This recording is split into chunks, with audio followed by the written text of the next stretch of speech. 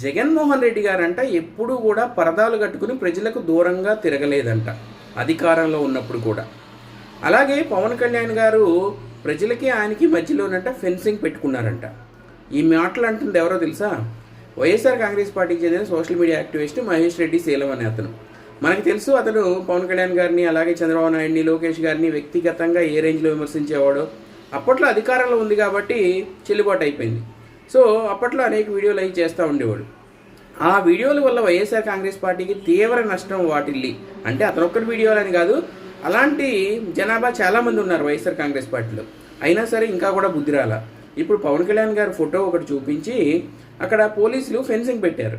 అంటే పవన్ కళ్యాణ్ గారు కొండగట్టు వెళ్ళినప్పుడు మరి సంథింగ్ అట్లా అది చూపించి అంటాడు ఒక ఫోటోనో వీడియోనో.